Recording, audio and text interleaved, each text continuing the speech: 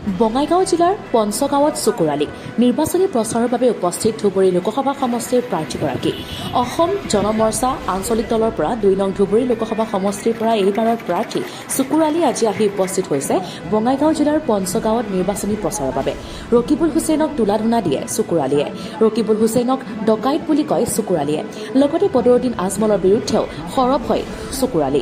৩-৪ লাখ ভোটত জয়লাভ কৰিব বুলিও মন্তব্য কৰে চুকুৰালিয়ে। News desk report SM news Assam. মই প্ৰথমতে পঞ্চগাঁৱৰ ৰাইজক মই ধন্যবাদ জ্ঞাপন কৰিছোঁ। আজি মোক সুন্দৰকৈ এখন সভা পাতি দিলে মই তেওঁলোকক ৱেলকাম জনাইছোঁ। আৰু মোৰ এটা কথা দুখ লাগিছে, এইটো বিশেষকৈ কাৰণ এই অঞ্চলৰ ৰাইজৰ ওচৰত কোনো প্ৰতিনিধি নাহে। আমি যিটো ৰাস্তা দি আহিলোঁ সেই ৰাস্তা যেনেকৈ আগত আছিল তেনেকৈ আছে।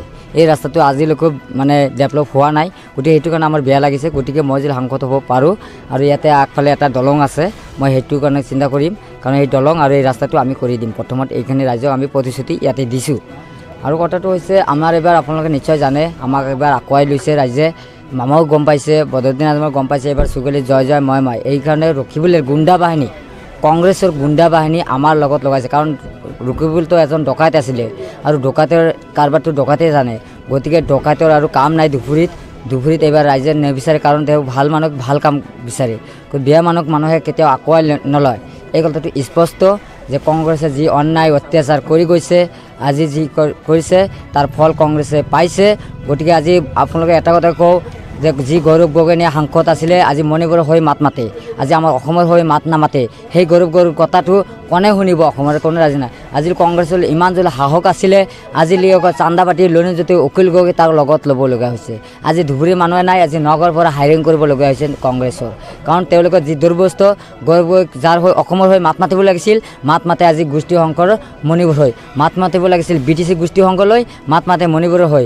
মাত মাতিব লাগিছিল আমাৰ যে মিজোৰাম, আমাৰ মেঘালয়, অৰুণাচল আমাৰ মাটি দখল কৰি আছে, আমাক ফৰেষ্টৰ মানুহ 5জনক মাৰিলে, সেইটোলৈ দিল্লীতে এতিয়াও মাত মাতা নাই। বদৰুদ্দিন আজমলৰ বিষয়ে আপুনি কি ক'ব? তেখেততো বকলম বুলি গম পাইছে, আপুনি কৈছে। হয়, আপোনালোকে এবাৰ তদন্ত কৰকচোন, এবাৰ সোধক। এবাৰ 26 নম্বৰ ফৰ্ম যিটো আছে, আপোনালোকে তথ্য লাগে নেকি? আপোনালোকে তথ্যটো চাওক, যিটো এফিডেভিট ফৰ্ম যিটো 26 নম্বৰ যিটো ফৰ্ম বুলি আছে, তাত আমি যেনেকুৱা 26 নম্বৰ ফৰ্মটো এফিডেভিট কৰি আমি জমা দি নমিনেশ্যন দাখিল কৰিছোঁ, তাৰো তেনেকুৱা দাখিল কৰিছে।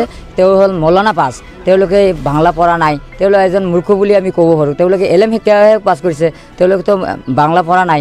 গতিকে সেইখন মানুহতো এইটো বকলম নহওঁতে কি কলম ক'ম? এইটোতো মূৰ্খ মানুহ, এইটো অশিক্ষিত মানুহ, কিন্তু অশিক্ষিত ক'ব লাগিব। আৰু অশিক্ষিত আমাৰ উন্নয়ন কৰিব নোৱাৰে। আজি বদৰুদ্দিন আজমল চাহাব হিন্দু মুছলমানৰ ভোট বিভাজনৰ বাহিৰে কোনো ৰাস্তা নাই, তেওঁ সেইটোৱে কৰি আছে। মামা যিটো কৈ দিয়ে সেইটোৱে কৰে তেওঁলোকে, সেইটোৱে কথা। হয়, আৰু এটা কথা হ'ল কি, কংগ্ৰেছে এতিয়া